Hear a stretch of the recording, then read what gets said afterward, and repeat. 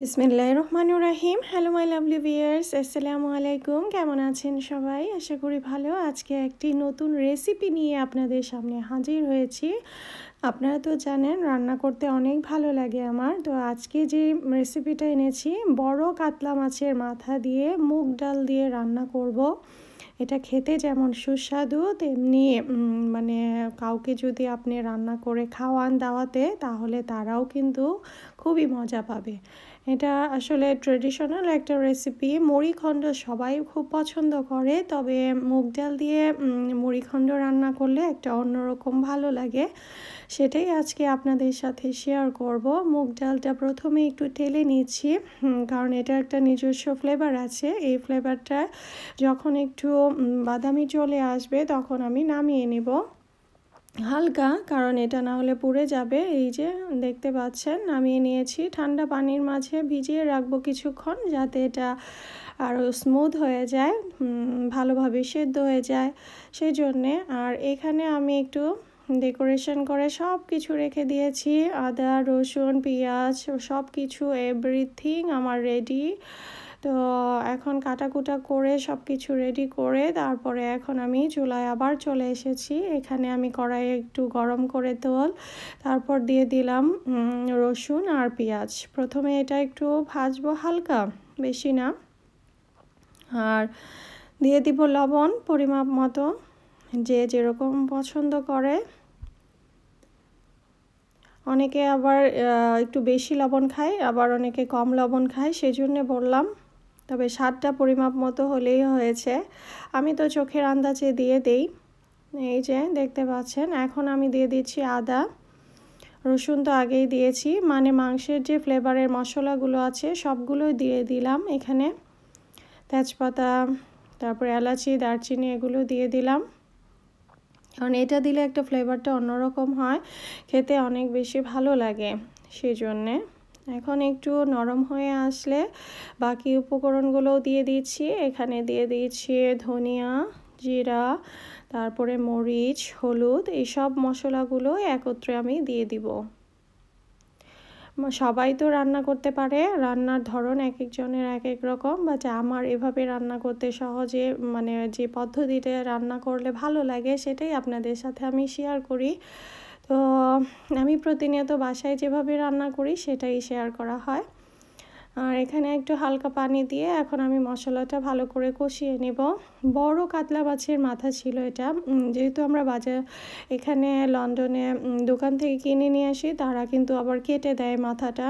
আসলে আমার বড় মাথাটাই নিয়ে আসা দরকার ছিল, কেটে আরেকদিন মানে বড় মাথা নিয়ে আসবো। আমার বড় মাথা এমনিতে রান্না করতেও অনেক বেশি ভালো লাগে, আর ডেকোরেশনেও সুন্দর দেখা যায়। যেহেতু এটা কেটে নিয়ে এসেছি তাই হয়তো এত বড় বোঝা যাচ্ছে না, বাট অনেক বড় ছিল মাশাআল্লাহ। তো এখানে মশলা কষানো হয়ে গেছে, তেলটা উপরে চলে এসেছে। এই যে দেখতে পাচ্ছেন এক কড়াই আমার হয়ে গেছে। তো এখানে সাথে একটু মাছও আছে। শুধু কাটা কাটা খেতে তো আর ভালো লাগবে না, সেজন্য মাথার সাথে একটু মাছও দেওয়া হয়ে গেছে এখানে। এখন মাছটাকে ভালো করে কষিয়ে নেব নাড়াচাড়া দিয়ে। তারপরে দিব বাকি উপকরণগুলো। বেশি উপকরণ লাগে না, তারপরেও মানে যত কষাবেন তত বেশি মজা হবে, তত বেশি খেতে টেস্টি লাগবে। আমরা বাঙালিরা একটু ভোজন রসিক, সবসময় আমরা একটু কষিয়ে মজিয়ে খেতেই বেশি পছন্দ করি। এখানে কাঁচামরিচ কেটে দিয়ে দিলাম আর টমেটো কেটে দিয়ে দিলাম। এখন শুধু নাড়াচাড়ার উপরেই রেখে দিব। মাছটা যখন একদম নরম হয়ে আসবে তখন কিছু কাটা আমি ফেলে দিয়েছি এখান থেকে। বেশি কাটা কাটা আমার বাচ্চারাও তো খেতে পারবে না, ওদেরকে একটু বেছে তারপরে দিব। দেখতে পাচ্ছেন এক কড়াই হয়ে গেছে। মাথাটা বেশ বড় ছিল। আসলে কাতলা মাছের মাথাই তো মেন, এখানে তো আর বেশি থাকে না। এখন আমি ডালটা ধুয়ে রেখে দিয়েছিলাম পরিষ্কার করে, এখন দিয়ে দিলাম। যেহেতু ডালটা পানিতে ভেজানো ছিল, অল্প ইয়েতেই সেদ্ধ হয়ে যাবে। আর এত বেশি আমি গলাবো না, ডালটা একটু থাকবে।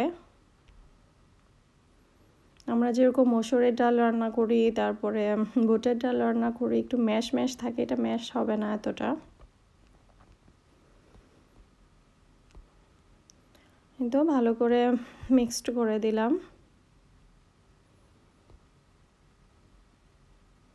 এখন গরম পানি কেতলি থেকে ঢেলে দিচ্ছি। নাড়াচাড়া করে নেব ভালো করে।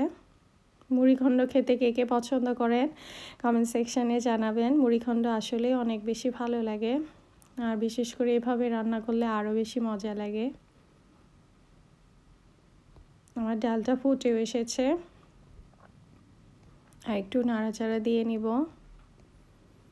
এই যে দেখতে পাচ্ছেন সেদ্ধ কিন্তু অলরেডি হয়ে গেছে।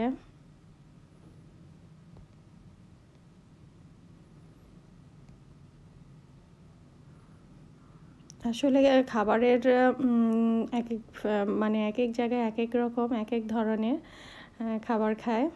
তো আরেকদিন দেখাবো মুড়িঘণ্ট মুড়ি দিয়ে রান্না করে, আজকে ডাল দিয়ে রান্না করে দেখালাম। হয়ে গেছে প্রায় আমার রান্নাটা। এখন ভাজা জিরের গুঁড়ো দিয়ে দিচ্ছি, এটা দিলে ফ্লেভারটা অন্যরকম আসবে, এটা অন্যরকম একটা সেন্ট করবে, সেই জন্য ব্যবহার করছি আমি।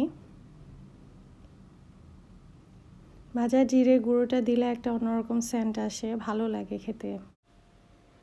আমার তো মুড়িঘণ্ট খুব পছন্দ লাগে আর খেতেও ভালো লাগে, আর হাজব্যান্ডেরও অনেক পছন্দ, সেজন্যই আজকে রান্না করা। বাচ্চারা তো এত খেতে পারবে না, তারপরে তাদের সামনে দেব, আর আমার এক ফ্রেন্ডকে দেব, ও খুব পছন্দ করে। তো রান্না প্রায় শেষের পথে, কেমন হয়েছে লুকটা জানাবেন। আর আমরা তো খেয়েছি, আলহামদুলিল্লাহ অনেক বেশি ভালো হয়েছিল। আপনারা বাড়িতে ট্রাই করে দেখতে পারেন আমার মতো এই সহজভাবে সেরা স্বাদের বাঙালি রেস্টুরেন্টের মতোই মুড়িঘণ্ট রান্না করলাম আজকে আপনাদের জন্য। আশা করি আপনাদের কাছে ভালো লাগবে। আমি এখন একটু ধনেপাতা দিয়ে গার্নিশ করে নিলাম ওপরে, হোটেল স্টাইলে এভাবেই রান্না করে। তো আমি এখন আরেকটা পাত্রে একটু নামিয়ে নিয়েছি, একটু দেখার সৌন্দর্যের জন্য। তো কেমন লাগলো রেসিপিটি? ভালো লাগলে অবশ্যই একটা লাইক কমেন্ট শেয়ার করতে ভুলবেন না। আপনাদের জন্যই এত কষ্ট করে সব কিছু ভিডিও করা।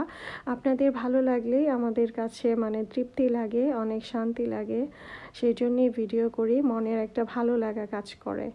তো আজকের রেসিপিটি অতুলনীয় ছিল আমার কাছে, আমি খেয়েছি, আর আপনারা বাড়িতে বানিয়ে খেতে পারেন, আপনাদের কাছেও ইনশাল্লাহ অনেক বেশি ভালো লাগবে। আজকে এই পর্যন্তই।